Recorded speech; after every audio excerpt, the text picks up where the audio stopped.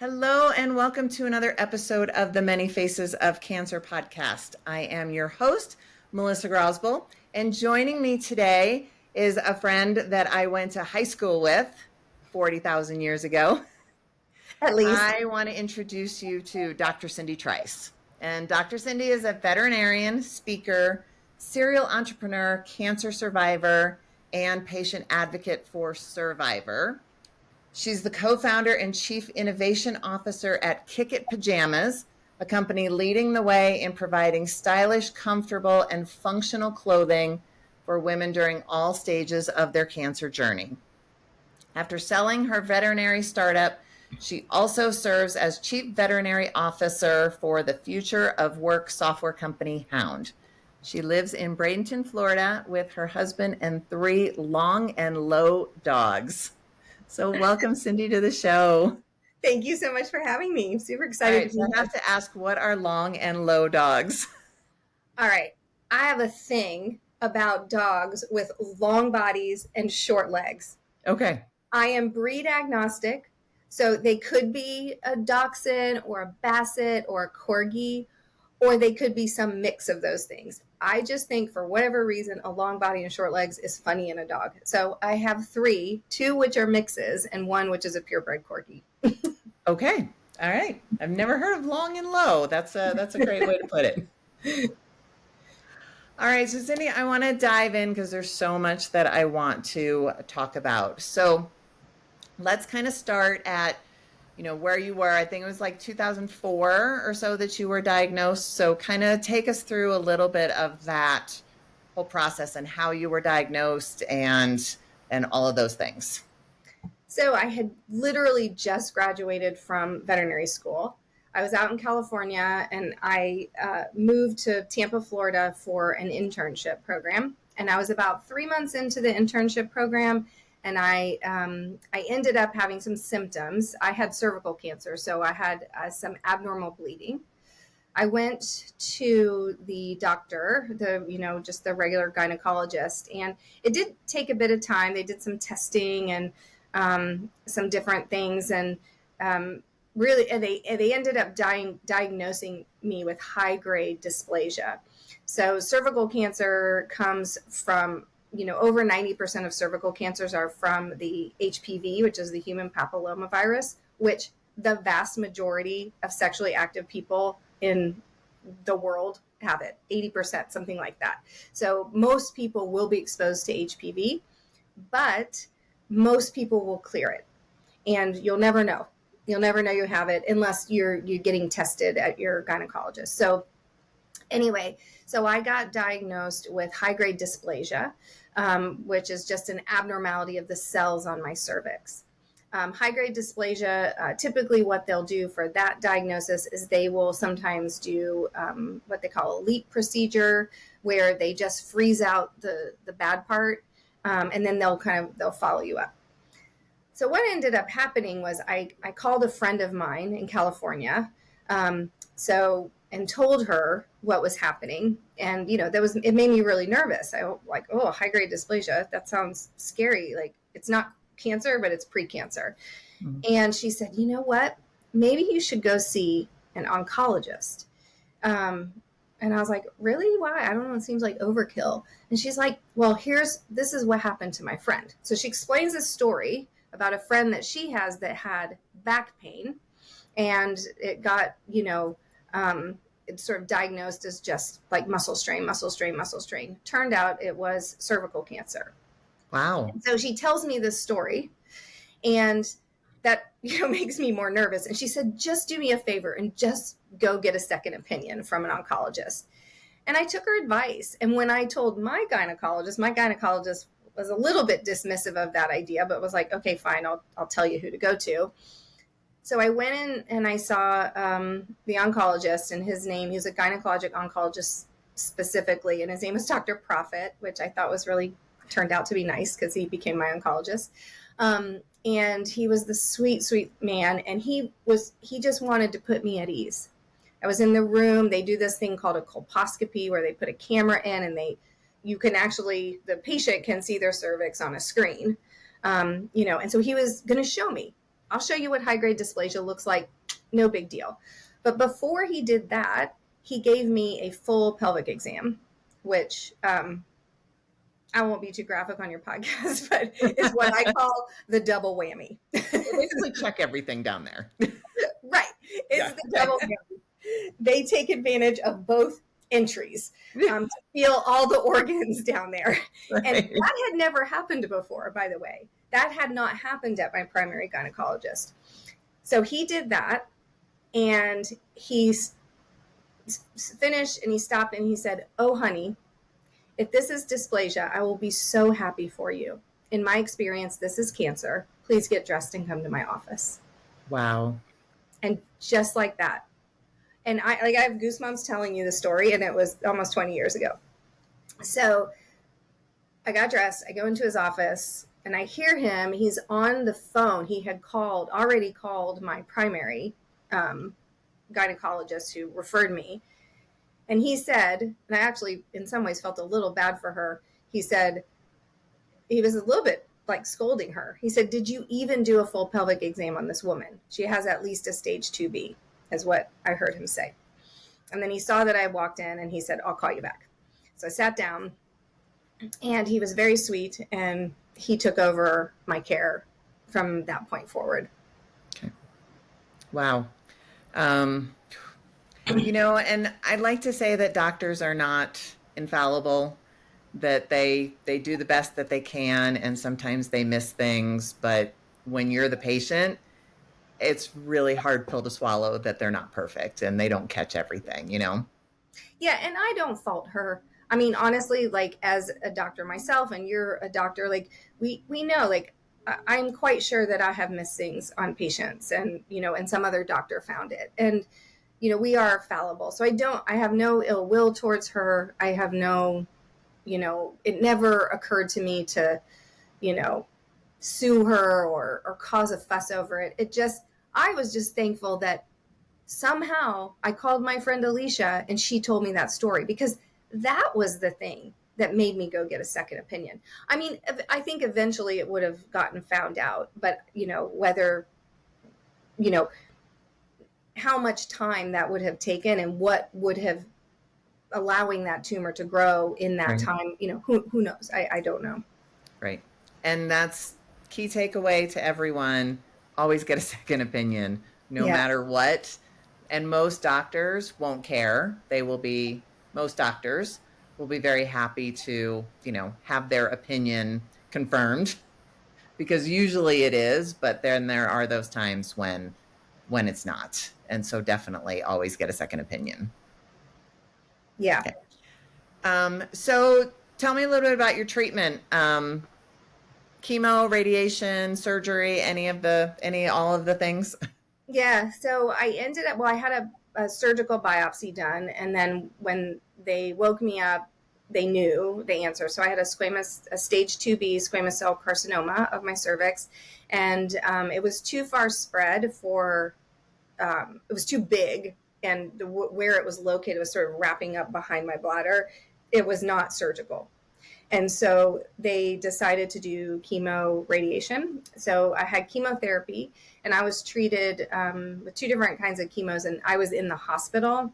Like now they keep people out of the hospital as much as possible and treat people usually in chemo centers. But for whatever reason at that time, I would be checked in and I would be on chemo for 24 hours for a week. Then I'd be off, then I'd go back in. And then I had external beam radiation, which is where you sit under the machine. And then my last bit of treatment to just really knock that sucker out was this thing called brachytherapy, which is internal beam radiation, which sucks. It is like the worst. It is medieval woman torture is what it is. However, it saved my life. So I'm good. Like a little bit of torture for the rest of your life. A little bit of torture for the rest of my life. They stick this like dreadful thing in your parts, and then you lay there. And not everyone gets it this way, but which I learned later. But the way I got it was they did it once, but I was in the hospital for 3 days, and you're radioactive, so only the minimal medical staff can come in. You can't sit up in your bed because you'll impale yourself. You can't eat. You can't go to the bathroom. You can't, you lay there for 3 days. So this thing was inside of you for 3 days? Yeah, Oh, it's just okay. yucky. Right. It's I will just, never complain about a gynecology exam again. but I will say that there are women out there who I have since met who are actually, who have had that done more recently than me and know how dreadful it is. And there's a company called Mission Driven Tech, and it's a gynecologic or radiation oncologist and a cervical cancer patient who founded this, and they are working or I think they've built the device, and they're having it tested. So to be able to deliver this kind of life-saving radiation really locally, but changing the tool to make it more comfortable and actually fit in a woman's anatomy, and so thank God there's people out there working on this problem, because that may seem like, oh gosh, how many women actually have that done? Enough, and it's pretty awful.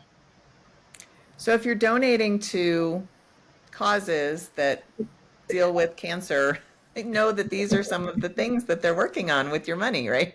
Exactly. Oh my gosh. Okay. So cancer free then? Yeah, Yes? I am cancer free. I still see an oncologist, but every year, just once a year. But yeah, 20 in October on Halloween this year, I will be 20 years. Okay, congratulations. Thank That's you. fantastic. All right, so tell me a little bit about kind of the aftermath. Like, how are you feeling afterwards? Was it kind of easy to get back to life, or did you have kind of some lingering, like physical, emotional effects that, took a while, or Yeah, did you just like, hey, I'm done. I'm back to full steam ahead? yeah, it was a little mix of both. When I got done, was just over the moon excited to be done with all of it. And mine was pretty fast. Like, I wasn't in treatment very long. It was probably a total of 8 weeks. So it was like hard and fast, and then it was done. And, but there was always lots of follow up after, like monthly, and then every 3 months, and then every 6 months. And that kind of goes on for 5 years. Mhm. Um, and, but um, I was a little bit like, all right, well, that was interesting, and like moving on. But there's no question that it changed the trajectory of my life, because I had intended to do this internship, go into a residency, become a veterinary specialist. I wasn't sure what yet, but I had wanted to do something like that. So I never ended up doing any of those things. I went into general practice and ended up becoming a relief veterinarian, which basically means I hop place to place. And I truly never identified as a survivor. There were a few times that I kind of tried that on for size. I went to a Relay for Life, and you could sign up as a survivor, and then you could march, around. It was at a track, and I kind of did that, but I don't know. There was something, I just felt weird. It didn't fit me to be a survivor, and I will tell you, I was also a little embarrassed about the kind of cancer I had. And it was interesting because when, if it would come up, or if I would happen to tell people I had cancer, and it was very obvious from my hair, or they were like, oh, okay, they would look at my hair and know that it didn't look regular for a while. But it was interesting, people would always glance at my breasts, right? You're a woman, you say you have cancer, they glance down at your breasts, which I don't fault them for. Who knows, I might do the same thing, because that's just what you assume. Well, it And is the most common cancer in women. Yes. exactly, it's the Right. most common cancer in women, so it's certainly a natural thing. But what I found myself doing, which in retrospect is interesting, I just let them think that, because to me, it was less embarrassing to have breast cancer than it was to have cervical cancer. And so I just didn't want people to know. Now, is that a stigma that's still around, or is it kind of gotten a lot better? Or I didn't even really realize that there was a stigma to cervical cancer. Yeah, and I don't. Well, actually, I was gonna say I don't know if other people felt this way, but I do know that other people have felt this way. Perhaps not everyone who has cervical cancer, but many people, because HPV is a sexually transmitted disease, and so there's this feeling or implication that it's your fault, right? Mhm. Like that they're, and since it's a sexually transmitted disease, and in the United States, we're very repressed about things like that. And, it can feel embarrassing and uncomfortable. And then you also, when you're talking about cancer and you think, or I would think this way, I think, okay, if I tell someone I have cervical cancer, are they going to picture my cervix? Like, are they going to picture, you know what I mean? So I just like, I don't know. I don't want people thinking about my parts like that. Gotcha. So they Like, were oh, also does she still have it? Did they take everything out? Like, what does it look like now? right. And I don't know, probably the majority of people don't know what a cervix looks like, nor I would, wager to guess there are people who don't know where it exists in your Yeah, body. that's true. But I think, yes, I do think there was a stigma then. Um, and yes, there is a stigma now for sure. And it can be cultural. It kind of depends on, your support group, your culture. Um, and that stigma can keep women from seeking care, and from seeking either, first in the first place seeking preventive care, but then also if they're diagnosed from, seeking care. So it's a problem. Well, and plus now that there's the Gardasil vaccine and things, I think that people may think if you get cervical cancer, like, well, what's wrong with you? You could have prevented it. So there might be that stigma of, it is still your fault because you didn't do the things. Right. And and with the vaccine, actually it's been nice to see, like, there's all these commercials about the vaccine and people are talking, about the vaccine, and the World Health Organization has a goal to end cervical cancer by 2030 in the globe. And whether that goal be reached or not, who knows, but the point is that this is a global problem. It's the fourth most common in cancer in women globally. And it is the one cancer that we have the tools to wipe it off the planet.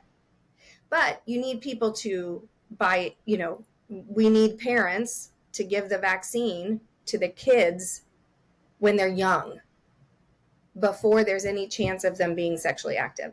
And that can be hard for parents to do. And then, of course, we have a lot of people who don't believe in vaccines or are concerned about, potential side effects or things like that, right? And so then there's resistance from getting the vaccine at all. But this vaccine has been around for a long time, for decades now, and it has been proven to be safe. It didn't exist when when we were growing up. Right. So we didn't have the option to prevent that. But I will tell you, I don't have children, but if I did, I would much better for them to have the vaccine than to have what I had. And now is cervical cancer, is there any hereditary component to it or no? No, 90%, it's HPV related in, most of these cancers. And it's not just cervical cancer that HPV can cause. So it can be anal cancer, vaginal cancer, um, throat cancer, esophageal cancer. So HPV can wreak havoc. So it doesn't just affect women, it can affect men as well. So anywhere where sexual things happen, it can, Exactly. And it it's can, just skin to skin contact too, right? So that's how it can be transmitted, with just skin to skin contact. wow. Okay. All right. So I guess I want to kind of shift to how KickIt came about. So can you kind of share a little bit like your experience and why? I love, most organizations and nonprofits and things of this nature come because there's a need that was not fulfilled for the person. So tell me a little bit about that and how that turned into KickIt. So when I was in the hospital, my friend, my good friend, who you know, Julie Galati, who is now Julie Linton, she ended up giving me a pair of PJs, and I wore them while I was in the hospital, and it was literally game changing. And I didn't realize, because I was like, whatever, here they give you the little gown, and I wasn't so upset about that. I was just like, that's just what you do when you're in the hospital. But once I had those pajamas, I realized like how much better I felt. And when I would do my laps around the nurses station, I just felt more dressed, and I just felt more like a human being. And the problem was that it didn't have the functionality for the nursing staff to be able to, care for me appropriately, because I was constantly hooked up to an IV line. And I was like, oh, that's why they put snaps on the sleeves. And I was like, well, why don't they just make cute PJs with snaps on the sleeve? Like, how hard could it be? And so that was when the idea came about. And I didn't do anything about it for about 4 years. And then it just kept sitting with me, this idea of like, why can't I make cute pajamas that people can wear while they're in the hospital? And so I know nothing at all about fashion, like zero, zilch. And all of my friends would say I'm the least fashionable of all of them. But I ended up going to a fashion school in Tampa and meeting with some instructors who then helped me spin up some prototypes. Okay. And so I kind of worked, I'm working as a veterinarian, and I kind of work on this for off and on for about 4 years. And then I just couldn't, and I was just solo founded. I was paying for all this by myself. I didn't have like investors or anything like that. And I just threw it in the closet. I was like, I don't know what I'm doing. I have no idea how to make this happen. So fast forward, I don't know, not quite a decade, but almost a decade. Our friend from high school, Beth Searcy, reaches out to me, and she goes, that idea you had, I always loved it. She goes, can we resurrect that idea? And she had ended up meeting these women who own a children's clothing company. And so we suddenly had people who had the expertise in like how to get things designed, manufactured, and all that kind of stuff. So then the four of us came together and we relaunched KickIt. We started working on it together, I think in 2019. And we ended up selling really January of 2021, December. I think we launched December of 2020. That's awesome. And can you, I want to put the website and stuff in the show notes so people can go and look at it, but kind of explain a little bit about what do you offer in KickIt? Yeah. So what we did, so we started with hospital pajamas and gowns. So, sometimes you can wear pajamas, you can actually have pants on in the hospital, but depending on your condition, you may actually need a gown version. So that's what we started with. And they have the functionality. They're super soft, very comfy. They wrap in the front, so you still have access. They've got pockets on the inside. So if you have drains, if you've had a mastectomy or other surgeries where drains, or we've had customers who have used those inside pockets for other medical devices. And then it has snaps on the sleeve, so you can get in and out of them if you're hooked up to an IV line. And then we branched out into our recovery pajama, which is similar to our hospital pajama, but it doesn't have the snaps on the sleeve. Excuse me, but it has the other features as well, including to hold for the drains. It's got a really comfy, like fold down waist. So if you've got some surgical scars, there's no elastic. It's like a yoga waist. So you could put it wherever it's most comfortable for you. And then we really wanted to help women during their entire journey. So we added some accessories like, scarves, socks, things you could wear in an infusion center, a cape. We just came out with a cardigan that, again, has some pockets for drains and snaps on and off if you can't really pull things over your head. And I'm super excited because we have a dress coming out later this year, because when we've talked to patients, they're like, I'm living my life, right? Like I'm living my life. I'm doing things. I may have some, needs, but I'm out. I'm going to the grocery store. I'm going to weddings. I'm going to, work. I'm going to social functions. And so we wanted to create a whole line of clothing. So whether you're in the hospital, you're at home recovering, or you're out and about in the world, that we've got you covered. And they're functional, they're stylish, and comfortable. And a big reason we did this, we are a for-profit company. We're not a not-for-profit company. We are, proudly a for-profit company. But that said, we like one of our missions is to help give back. And the whole reason it's called Kick It is because we want to help kick cancer off the planet. We want to become, a very profitable company that has the resources to give back in a very meaningful way. We're still a startup, and we do give back. We give back, some money here, some money there. So a percentage of sales we give back to cancer patient support and research organizations.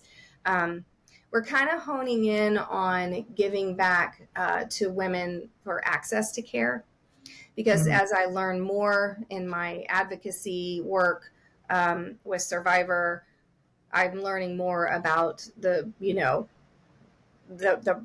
problem with access to care for some women, and what a big problem that can be, not just globally, but here in our own country. And so we're kind of looking into how we can support those organizations as well.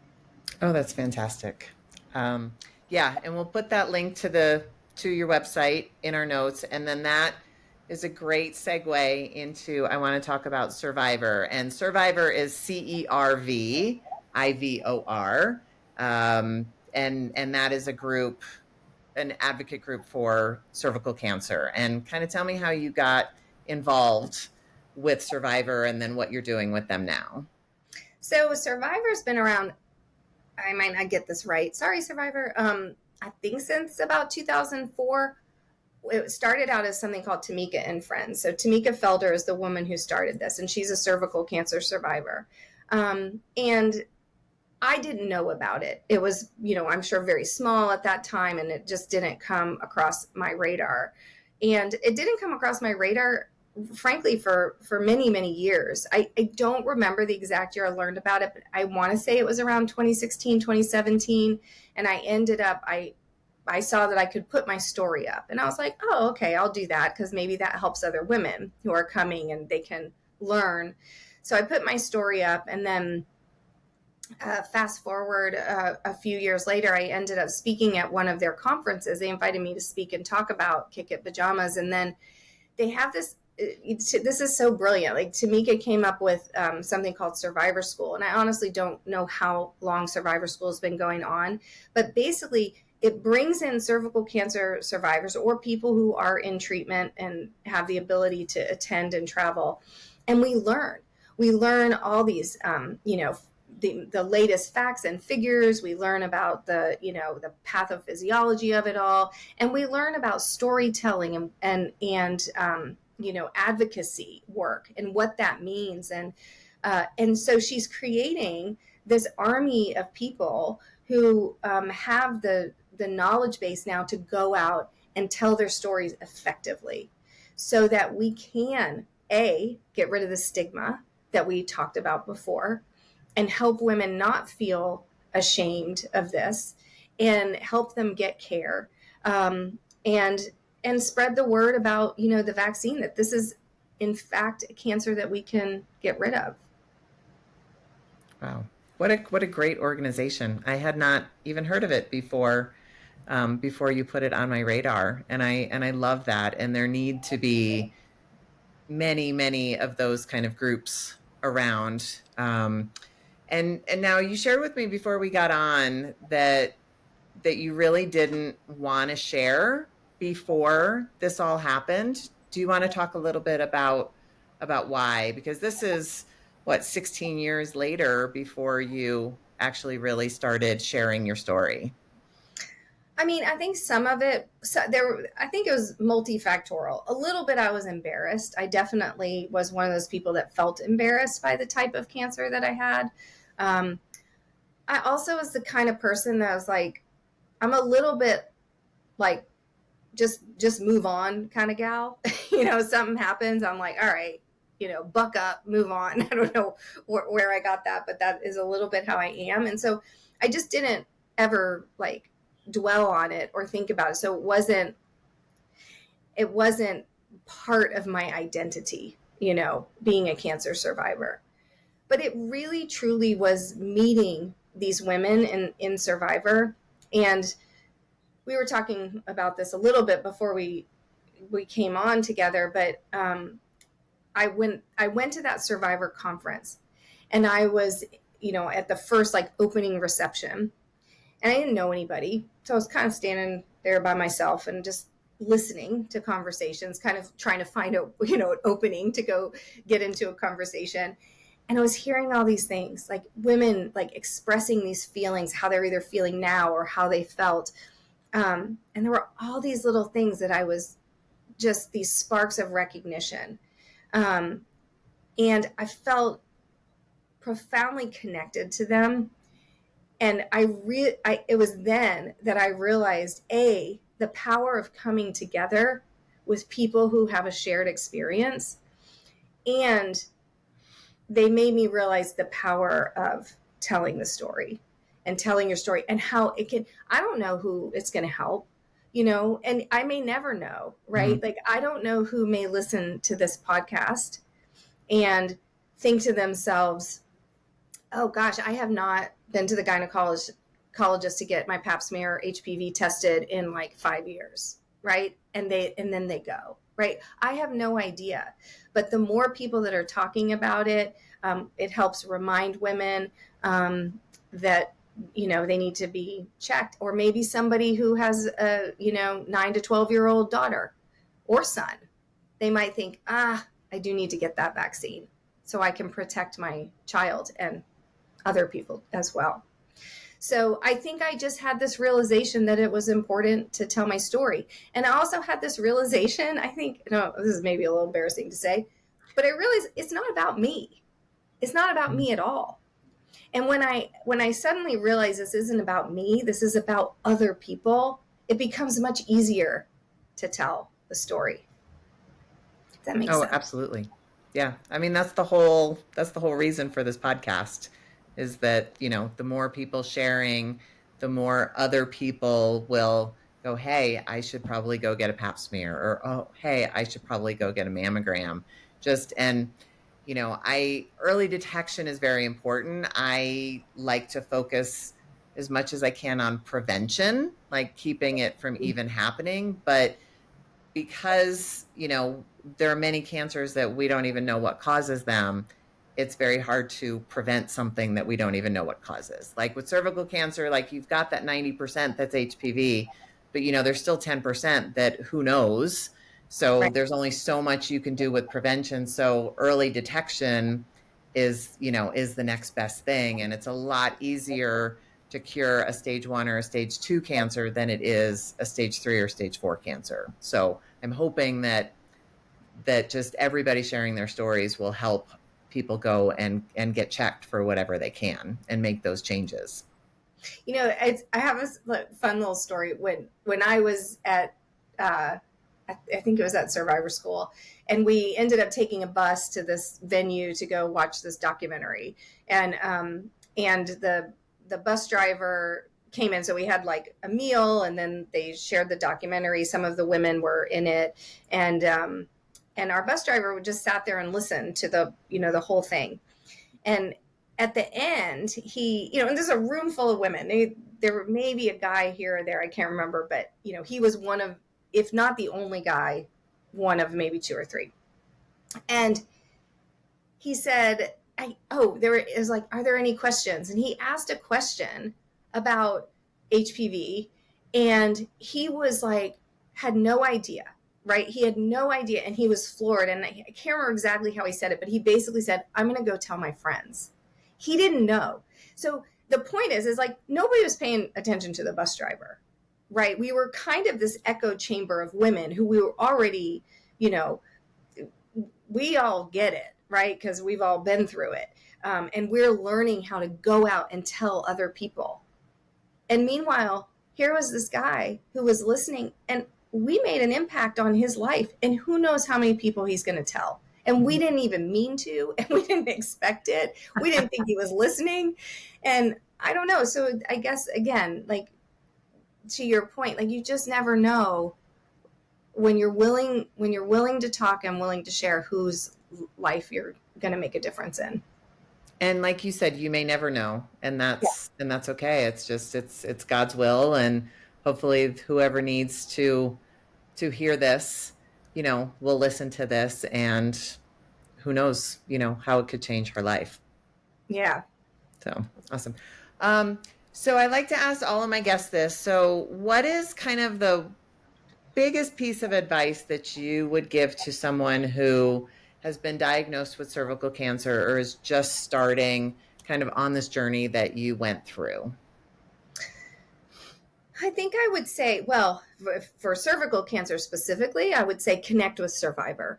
It is a game-changing group of women, and they it will absolutely help you navigate this. We have a Facebook group. We have Zoom calls where we kind of connect. It is just a lovely group of women. But if you have some other kind of cancer, you're going, through a struggle like that, I guess one thing that I realized both during and after my journey is that there's silver linings everywhere. And you may not notice them at first. It may be in retrospect that you figure out what they are, but sometimes you can see them happening. And for me, it was really nice to hang on to those silver linings. So for me, a silver lining was my husband now was my boyfriend at the time. And his dad was going through lung cancer at the same time I was going through cancer. And I really got to see what that guy was made of. And that made me, have no hesitation in marrying him when that time came. So I got to see what he was made of. And the other thing was when I was done with my treatments, I had some friends come from California that I knew from my time at veterinary school. And then some of my Florida friends, and we were out on Anna Maria Island. And one of my California friends met one of my Florida friends, Mary Gallen. I say these things because Melissa knows who they are. They met, got married, and they have 2 children. And I always think to myself, if I didn't have cancer, those 2 people never would have met. And those 2 children never would exist. They just wouldn't exist, right? And they're awesome boys. And so that to me was a huge silver lining and frankly worth it, So I would just say, have hope. There are silver linings. You will learn a lot about yourself. You will learn a lot about the people around you. I love that. Love that. And that's the perfect way to close. So thank you so much, Cindy, for joining me today. This has been a great conversation, and hopefully great people will hear it. Thank you so much for having me. It was really fun chatting with you and getting to see you again. Yes, absolutely. All right. Take care of yourself. All right. Bye. Bye-bye.